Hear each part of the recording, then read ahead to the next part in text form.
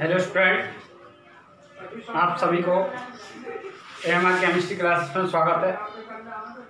तो देखिए, आज हमने आपको अपक्रिया कराने के कुछ पॉइंट्स पढ़ाए थे। आज उनके पॉइंट्सों को आगे बढ़ाते हुए चलते हैं।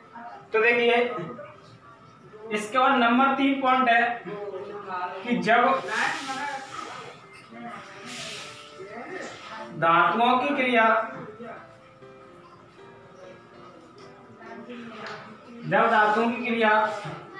किससे कराई जाती है? जल से। जब धातुओं की क्रिया जल से कराई जाती है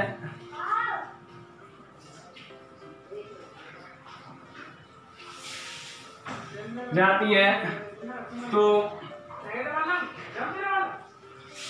क्षार व H2 गैस मुक्त होती है।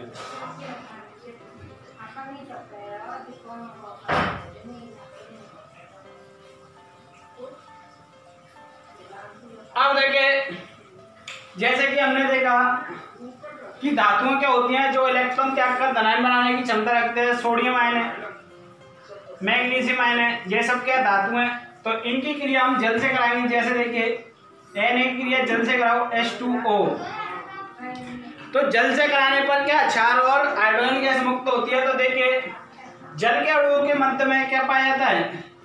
सहसंयोजक बंध पाया जाता है। इसलिए हम इसको जल को क्या लिख देते हैं? H सिंगल बॉन्ड OH के रूप में लिख देते हैं, H सिंगल बॉन्ड OH। तो देखिए, यहाँ से क्या होता है कि आपका Na पर धनात्मक चार्ज आवेश और हाइड्रोजन पर धनात्मक, OH पर ऋणात्मक। इस प्रकार इसको आगे बढ़ाते हैं तो क्या होता है कि Na किससे क्रिया करेगा? आपके OH से। तो क्या बनाएगा? NaOH। इन दोनों का आवेश भी समान होता है, तो इस प्रकार ये NaOH ही बनेगा। और हाइड्रोजन क्या करेगा? स्वयं से क्रिया करके, स्वयं से मतलब हाइड्रोजन और स्वयं से कर ले तो हाइड्रोजन 2, तो H2 के रूप में मुक्त हो जाएगा। इस प्रकार ये क्रिया संपन्न होती है। अब इसको हम बैलेंस करेंगे। तो बैलेंस करेंगे तो देखिए क्या करना है हमें? सभी परमाणुओं को अभिकारक और उत्पाद में समान करना है। तो देखिए, यहाँ पर सोडियम परमाणु 1 है, यहाँ पर भी सोडियम परमाणु 1 है। यहाँ क्या है आपका? हाइड्रोजन 1 और 1 2, इधर कहते हैं 2 और 1 3। तो पहले इनको सम कर लो। तो 2 एकम 2 और 2 4। अब 2 एकम 2H, 2 एकम 2 4H, 2 एकम 2 O, तो 2 एकम 2 O, 2 Na, 2 लगा। इसी प्रकार एक और एग्जांपल देख सकते हो। जैसे मैग्नीशियम ने क्रिया करी जल से H सिंगल बॉन्ड OH से, तो क्या बनेगा? मैग्नीशियम में positive charge plus negative charge. तो Mg किससे क्रिया करेगा? OH से। क्या बनाएगा? MgOH का। अब देखिए, इसका चार्ज 2 होता है, इसका एक क्रॉस इंटू करोगे तो MgOH का उल्टा प्लस के H किससे? स्वयं से क्रिया करके क्या बनाएगा? H2 में मुक्त हो जाएगा।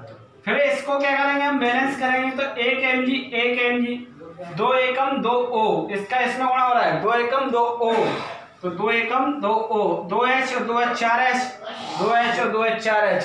तो इस प्रकार ये क्रिया संपन्न होती है।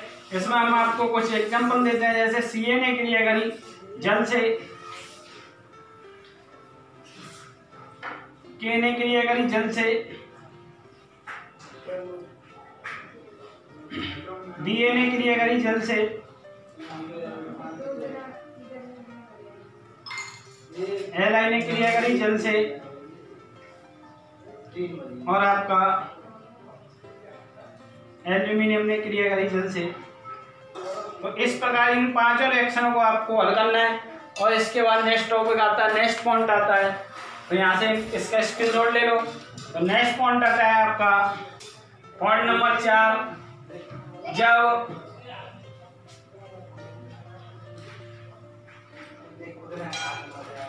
सक्रिय धातु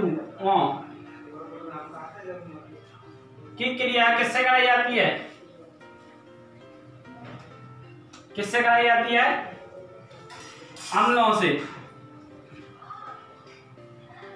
तो अम्लों से कराई जाती है। तो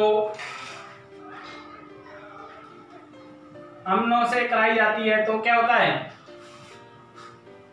लवण व H2 गैस मुक्त होती है। तो देखिए, यहाँ से देखिए लवण, सक्रिय धातु। अब देखिए सक्रिय धातु क्या होती हैं, कुछ धातुओं को छोड़कर सभी सक्रिय धातु होती हैं। तो उन कुछ धातुओं में आपको पता होना चाहिए, जैसे कि सक्रिय धातु याद करोगे तो आपको काफी याद करनी पड़ेगी, लेकिन यहाँ से जो सक्रिय मतलब होता है ज्यादा क्रियाशील।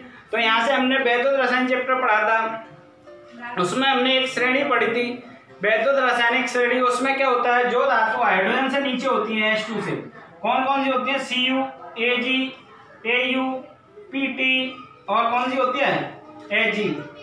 इन 5 धातुओं को छोड़ दो, बाकी जो धातु बची वो यहाँ पर सभी क्या होंगी, सक्रिय होंगी। तो क्या होता है कि सक्रिय धातुओं के अम्लों से कराने पर हाइड्रोजन को विस्थापित कर देती हैं। जैसे कि देखिए Na, यहाँ पर HCl है। तो देखिए ये धातु और ये धातु और यह धातु, तो यहाँ पर ये Na धातु क्या करेगा, हाइड्रोजन को विस्थापित कर देगा, क्योंकि ये पावरफुल है इसकी अपेक्षा। तो इसको विस्थापित करके इसका स्थान ग्रहण कर लेगा, तो क्या बनाएगा NaCl और H क्या होगा, स्वयं H2 के रूप में मुक्त हो जाएगी। इस प्रकार इसको बैलेंस करेंगे तो 2 Na 2 Na 2 Cl 2 Cl 2 Na 2 Na। तो यहाँ से इस प्रकार ये अभिक्रिया भी पूर्ण होती है। जैसे Mg ने क्रिया करी किससे, H2SO4 से। तो देखिए यहाँ से आपका चाहे आपका हाइड्रोजन 1 है, किसी अम्ल से 2 है, आपका क्या H2 गैस ही मुक्त होगी। तो इस प्रकार यहाँ से आप इसको हल करोगे तो Mg क्या है, इससे ज्यादा क्रियाशील है, तो Mg क्या करेगा, SO4 से क्रिया कर लेगा और H2 गैस को मुक्त कर देगा। तो यहाँ से देखिए इसका भी चाहे 2, इसका भी, तो 2 से 2 क्या होगा, कैसे गुणा करने से पहले सरल अनुपात में करेंगे तो कट जाएगा। इस प्रकार ये जो अपक्रिया प्राप्त होगी ये पहले से ही संतुलित है। तो यहाँ से इस प्रकार ये आपको अपक्रिया दूसरा पॉइंट खत्म होता है। इस पर भी हम कुछ आपको पॉइंट्स देते हैं, उनको आपको करके चेक कराने हैं। आपको यहाँ से अपक्रिया करना सीख रहे होंगे धीरे धीरे। तो देखिए आपको कुछ पॉइंट्स दिए जा रहे हैं, कुछ अपक्रिया दी जा रही है, उनको आपको करना है।